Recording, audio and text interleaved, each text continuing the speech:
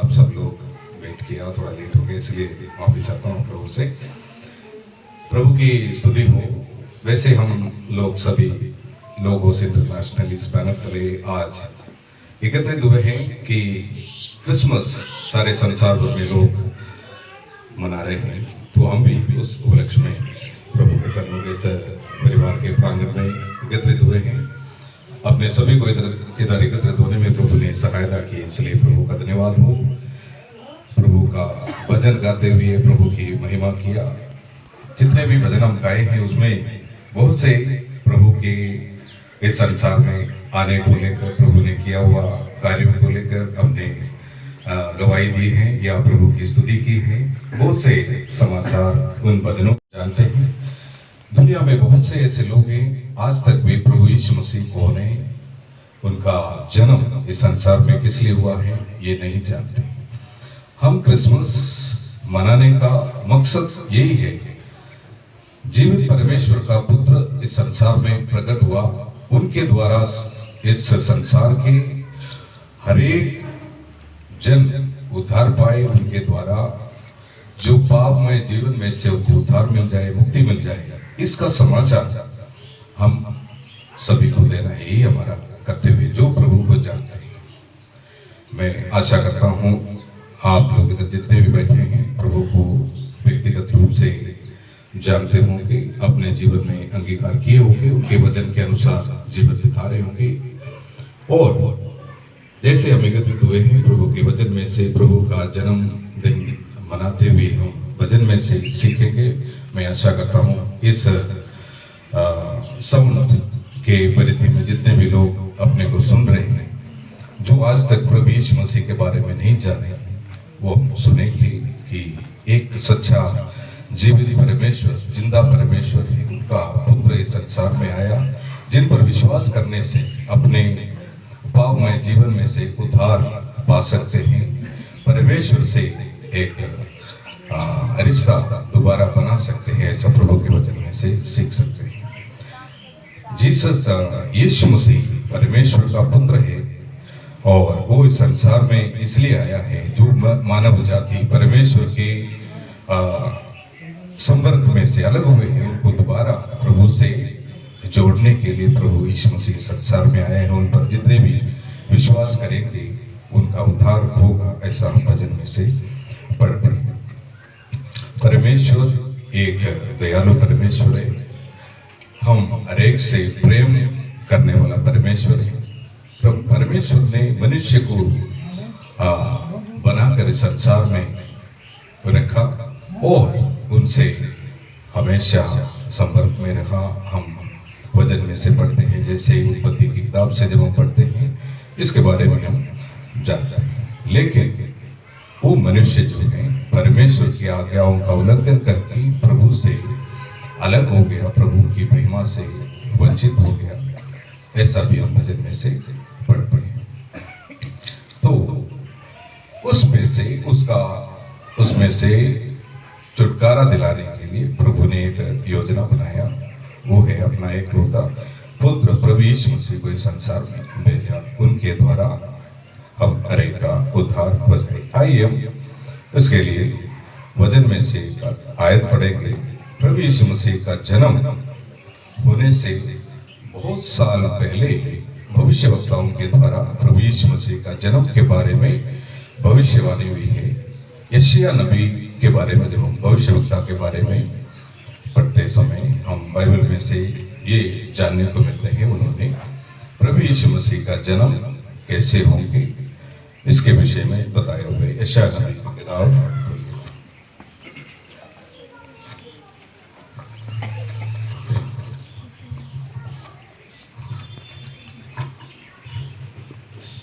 यशायाह नबी की किताब 7-14 आयत कोई एक जन जोड़ दो।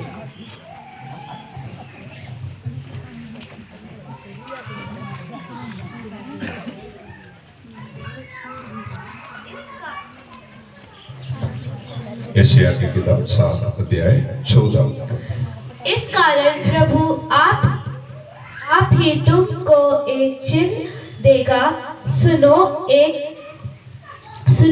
कुंवारी गर्भवती स्त्री होगी और पुत्र जनेगी और उसका नाम इमानुएल रखेगी। आमेन।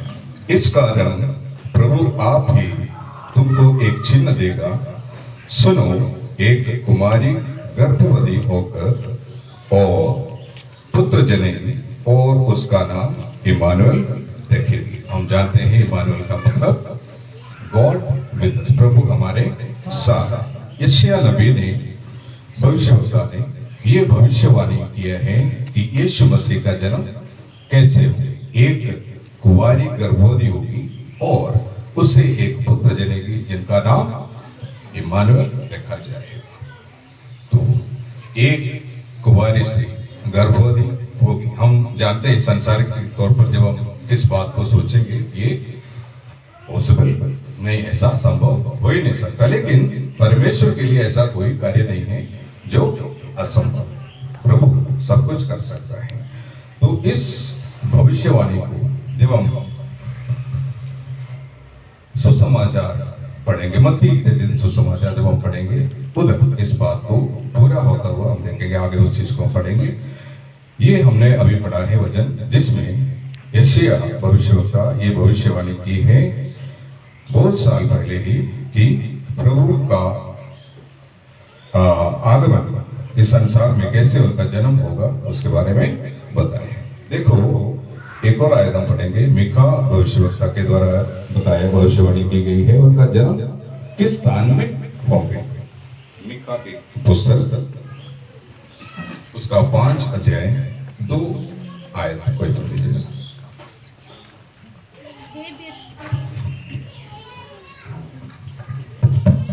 हे बेथलेहम एफ्राता, यदि तो ऐसा छोटा है कि यहूदा के हजारों में गिना नहीं जाता, तो भी तुझ में मेरे लिए एक पुरुष निकलेगा जो इसराइलियों में प्रभुता करने वाला होगा, और उसका निकलना प्राचीन काल से वरन अनादि काल से होता आया है। आमीन। हे बेथलेहम एफ्राता, यदि तू ऐसा छोटा है कि यहूदा के हजारों में गिना नहीं जाता, तो भी तुम में से मेरे लिए एक पुरुष निकलेगा जो इस्राएलियों में प्रभुता करने वाला होगा, और उसका निकलना प्राचीन काल से वरन अनादि काल से होता आया है। प्रभु यीशु मसीह का जन्म के विषय में भविष्यवाणी हुई है। कौन सा जगह से प्रभु यीशु मसीह का जन्म होना है?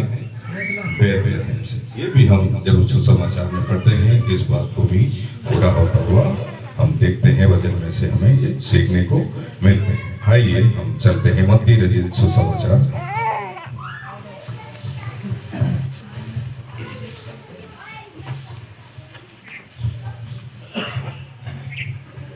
पहले अध्याय 18 से लेकर 23 तक। यीशु मसीह का जन्म इस प्रकार से हुआ कि जब उसकी माता मरियम मंगनी यूसुफ के साथ हो गई, तो उनके इकट्ठा होने से पहले ही पवित्र आत्मा की ओर से गर्भवती पाई गई। अतः उसके पति यूसुफ ने, जो धर्मी था और उसे बदनाम करना नहीं चाहता था, उसे चुपके से त्याग देने का विचार किया। जब वह इन बातों के बारे में सोच ही में था, तो प्रभु का स्वर्गदूत उसे स्वप्न में दिखाई देकर कहने लगा, हे यूसुफ, दाऊद की संतान, तू अपनी पत्नी मरियम को अपने यहाँ ले आने से मत डर, क्योंकि जो उसके गर्भ में है वह पवित्र आत्मा की ओर से है। वह पुत्र जनेगी और तू उसका नाम यीशु रखना, क्योंकि वह अपने लोगों का उनके पापों से उद्धार करेगा। यह सब इसलिए हुआ कि जो वचन प्रभु ने भविष्यवक्ता के द्वारा कहा था वह पूरा हो। आमीन। यीशु मसीह का जन्म इस प्रकार से हुआ कि जब उसकी माता मरियम की मंगनी यूसुफ के साथ हो गई थी। मरियम का विवाह यूसुफ से होना था, तो उसके इकट्ठा होने से पहले ही वह पवित्र आत्मा की ओर से गर्भवती हुई थी। तो मरियम गर्भवती कैसे हुई? पवित्र आत्मा के ओर से हुई। तो यीशु मसीह का जन्म इस प्रकार हुआ है। ये एक व्यक्ति के लिए ऐसे एक स्त्री को अपनाना इस सांसारिक तौर पर जब हम सोचा जाए तो बिल्कुल भी संभव नहीं है, कोई भी यूसुफ का भी ऐसा ही कुछ मानस था, लेकिन पवित्र आत्मा ने वहां पर उनके साथ में बातचीत किया। अतः उनके पति यूसुफ ने भी, जो धर्मी था, यूसुफ एक बहुत धर्मी आदमी था, उसे बदनाम करना नहीं चाहता था, उसे चुपके से त्याग देना ही चाहता था। लेकिन पवित्र आत्मा ने उनसे बातचीत की। जब वह इन बातों के सोच में ही था तो प्रभु का स्वर्गदूत उसे स्वप्न में दिखाई देकर कहने लगा, हे यूसुफ, दाऊद के संतान, तू अपनी पत्नी मरियम को अपने यहाँ से ले आने से मत डर, क्योंकि जो उसके गर्भ में है वह पवित्र आत्मा की ओर से वह पुत्र जनेगी।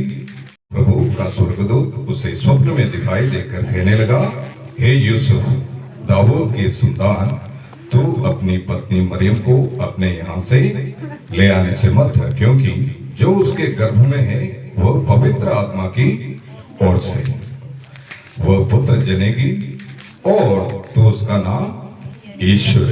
तो पवित्र आत्मा ने यूसुफ से ये कहा कि जो पुत्र जनेगा उनका नाम ईश्वर, क्योंकि वह अपने लोगों का उनके पापों से उद्धार करेगा। तो प्रभु यीशु मसीह संसार में इसलिए आया है जो पापियों को उनके पापों से उद्धार कर जाए। जो भी उन पर विश्वास करेगा वो नाश न होगी परंतु अनंत जीवन पाएंगे। ऐसे हम वचन में से पढ़ते हैं। प्रभु हमारे एक से प्यार करते हैं। ऐसा नहीं है कोई प्रत्येक वर्ग के लिए यीशु संसार में आए हैं या कोई धर्म की स्थापना करने के लिए आए हैं, ऐसा कुछ भी नहीं है। पूरे संसार में जितने भी मानव जाति है, हर एक को उद्धार देने के लिए प्रभु इस संसार में आया है। तो जो भी उन पर विश्वास करेंगे वो उद्धार पाएंगे। प्रभु यीशु मसीह पिता परमेश्वर का पुत्र है, वो ऐसा विश्वास करना है।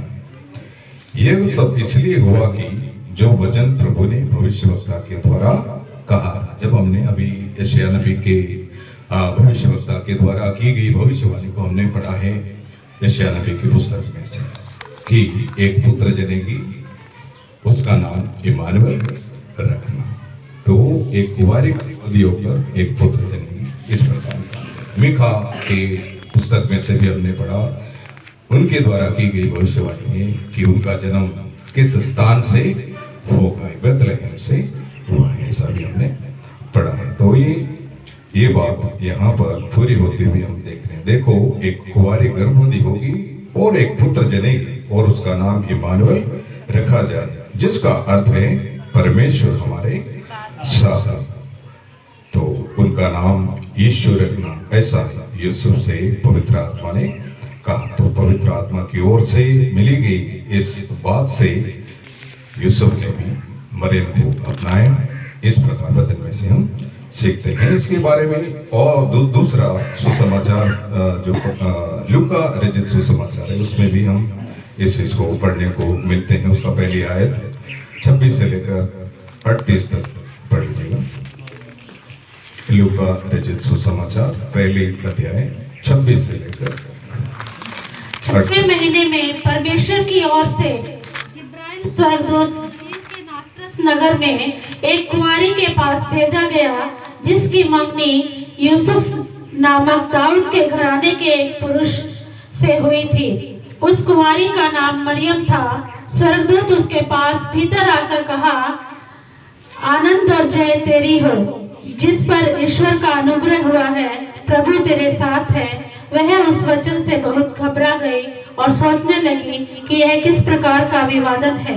स्वर्गदूत ने उससे कहा, हे मरियम, भयभीत न हो, क्योंकि परमेश्वर का अनुग्रह तुझ पर हुआ है। देख, तू गर्भवती होगी और तेरे एक पुत्र उत्पन्न होगा, तो उसका नाम यीशु रखना।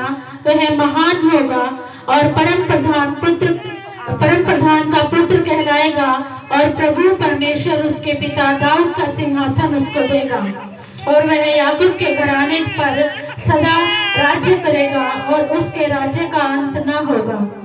मरियम ने स्वर्गदूत से कहा, यह कैसे होगा? मैं तो पुरुष को जानती ही नहीं। स्वर्गदूत ने उसको उत्तर दिया, और पवित्र आत्मा तुझ पर उतरेगा और परम प्रधान की सामर्थ तुझ पर छाया करेगी, इसलिए वह पवित्र जो उत्पन्न होने वाला है परमेश्वर का पुत्र कहलाएगा। यीशु के जन्म की जो घोषणा है इस लूका रचित सुसमाचार से भी हमें पढ़ने को मिलते हैं। वो है पहली आयत 26 से लेकर अभी हमने पढ़े हैं। छठे महीने में परमेश्वर की ओर से जिब्राइल स्वर्गदूत गलील के नासरत नगर में एक कुंवारी के पास भेजा गया जिसकी मंगनी यूसुफ के नामक दाऊद के घराने के एक पुरुष से हुई थी। दाऊद के घराने से ही जो संसार के उद्धारकर्ता का जन्म होगा, ये भी एक भविष्यवाणी था। ये भी इस वचन से जब हम पढ़ते हैं तो उसको पूरा होते हुए देखते हैं। उस कुंवारी का नाम क्या था? मरियम था। स्वर्गदूत ने उसके पास भीतर आकर कहा, आनंद और जय तेरी हो जिस पर ईश्वर का अनुग्रह हुआ है। मरियम पर पिता परमेश्वर का अनुग्रह हुआ कि उनके द्वारा इस संसार के उद्धारकर्ता का जन्म होने का लिए चुना गया। तो मरियम के लिए एक आनंद की बात है। ये वो उस वजन से बहुत घबरा है, लेकिन जब ये स्वर्गदूत के द्वारा ये बात बताई गई तब वो बहुत घबरा गया। सांसारिक तौर पर भी हम सोचे जाए तो एक औरत के लिए ये बात बहुत डरावने वाली बात है। कैसा हो गया तो संभव नहीं है। वो भी उस बात को वहां पर नकार रही है कि मैं कोई पुरुष को अभी तक जाना है, मेरी शादी नहीं हुई है, ऐसा मैं कुंवारी हूं, ऐसा कैसा हो सकता है। ये तो नेचुरली बात है, हम सभी को ये चीज समझ में आता है। तो स्वर्गदूत ने उसे इस उनकी शक को दूर करने के लिए समझा रहा है, हे मरियम भयभीत ना हो, क्योंकि परमेश्वर का अनुग्रह तुझ पर हुआ है। देख तू गर्भवती होगी और तेरे एक पुत्र उत्पन्न होगा, तू उसका नाम ईश्वर, वो महान होगा और परम प्रधान का पुत्र कहलाएगा। और प्रभु परमेश्वर उसके पिता दाऊद का सिंहासन उसको देगा और वो याकूब के घराने पर सदा राज्य करेगा और उसके राज्य का अंत न होगा। मरियम ने स्वर्गदूत से कहा, ये कैसा होगा, मैं तो पुरुष को जानती तक नहीं।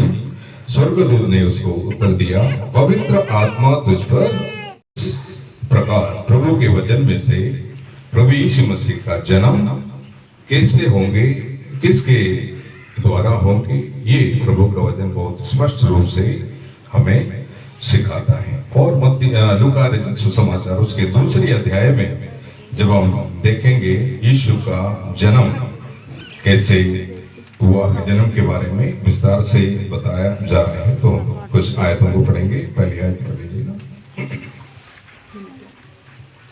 लूका रचित सुसमाचार दूसरी अध्याय पहली आयत से।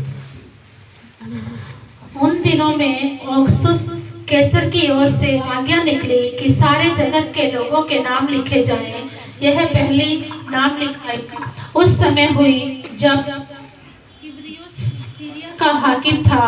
सब लोग नाम लिखवाने के लिए अपने अपने नगर को गए।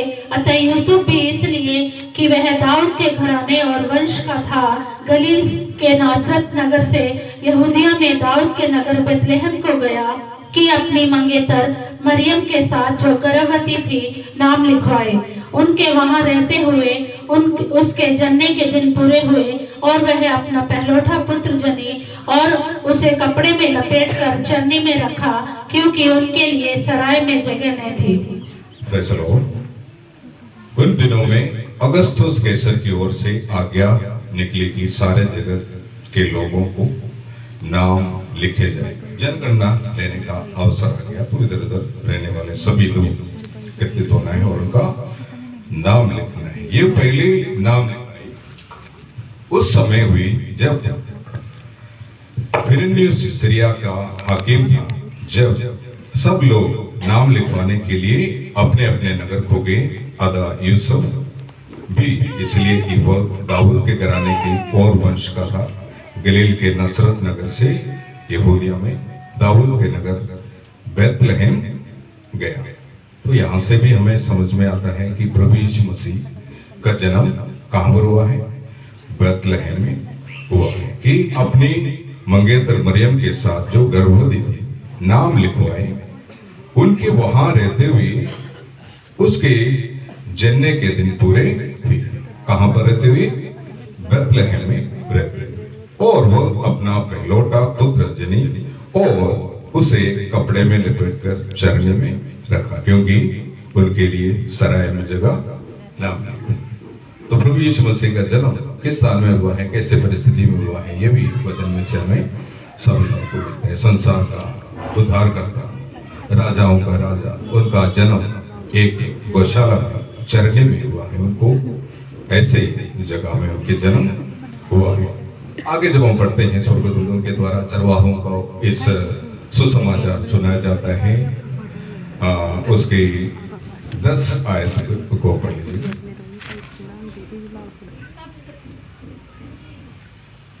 तब स्वर्गदूत ने उससे कहा, मत डरो, क्योंकि देखो मैं तुम्हें बड़े आनंद का सुसमाचार सुनाता हूं। वो सुसमाचार क्या है?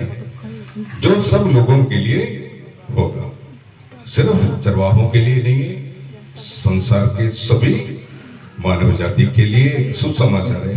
वो क्या है कि आज दाऊद के नगर में तुम्हारे लिए एक उद्धारकर्ता जन्म है।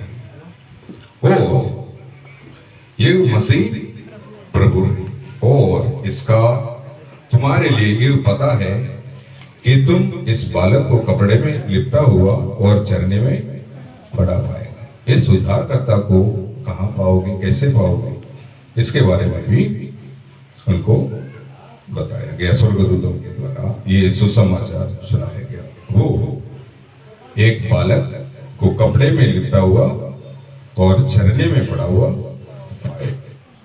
14 आयत और पढ़ लीजिएगा। आकाश में परमेश्वर की महिमा और पृथ्वी पर उन मनुष्यों में जिनसे वह प्रसन्न है शांति हो। स्वर्गदूतों के द्वारा आकाश में परमेश्वर की महिमा और पृथ्वी पर उन मनुष्यों में जिनसे वो प्रसन्न है शांति हो। तब एकाएक एक स्वर्गदूत के साथ उस स्वर्गदूत के साथ स्वर्गदूतों का दल परमेश्वर की स्तुति करते हुए और एक कहते दिखाई दिया। क्या कहा है स्वर्गदूतों ने? आकाश में परमेश्वर की महिमा हो और पृथ्वी पर उन मनुष्यों में जिनसे वो प्रसन्न है उनको शांति मिले। तो प्रभु यीशु मसीह का जन्म बेथलेहम में एक गौशाला में या चरनी में हुआ है। ये भी हम इस वचन के द्वारा समझ सकते हैं। तो आज इस सुंदर अवसर देखो, जब 25 दिसंबर को क्रिसमस मनाए जाते हैं, जिसे सारे संसार में यीशु मसीह का जन्म के तौर पर मनाया जाता है। इसका कोई प्रूफ नहीं है कि 25 दिसंबर को यीशु मसीह का जन्म हुआ है। इसके पीछे की बातें हैं वो हम फिलहाल इस पर नहीं जा रहे हैं। तो विश्वासी आप लोग वचन में से जब वो पढ़ेंगे, इसमें चरित्र में जाना पड़ेगा उसके बारे में समझने के लिए। लेकिन ऐसा एक उद्धारकर्ता का जन्म मनाना ये हम विश्वासियों के लिए बहुत अनिवार्य है, ताकि इसके द्वारा जो आज तक ऐसा एक उद्धारकर्ता के बारे में नहीं सुना है, नहीं जाना है, उनको इसके गवाही हम दे पाए। इसलिए हम ऐसे मनाते हैं। आज तारीख आपको पता है, कितना तारीख है? 23। हम सब एकत्रित हुए हैं क्रिसमस मनाते हैं। तो संसार में सब जगह पे आज क्रिसमस तो नहीं मना रहे हैं। 25 को भी पूरे संसार भर में क्रिसमस मना रहे हैं, ये भी हम नहीं कह सकते। इस जगह पर 25 दिसंबर जब हो, दूसरी दुनिया के दूसरी ओर 25 दिसंबर नहीं होगा। ये सब हमें करना अनिवार्य है, क्योंकि हम प्रभु का अच्छा गवाह बन सके। ऐसा एक उद्धारकर्ता इस संसार में जन्मा है, उन पर विश्वास करना है, उनके द्वारा आपका उद्धार हो सकता है। एक जीवित परमेश्वर है जो हमसे प्यार करता है। इस प्रभु यीशु मसीह पर विश्वास करें कि वो नाश नहीं होगी उनका, वो अनंत जीवन प्राप्त करेंगे। ऐसा कि लोग समझ जाए हमारे थ्रू इस बात को, हम लोगों को जो यीशु मसीह को नहीं जानते वो जान सके। पर पिता परमेश्वर जगत से ऐसा प्रेम किया ताकि उसने अपना एकलौता पुत्र दे दिया, ताकि जो कोई उन पर विश्वास करे वो नाश न हो, अनंत जीवन पाए। ऐसा हम प्रभु के वचन में से पढ़ते हैं। तो आशा करता हूं कि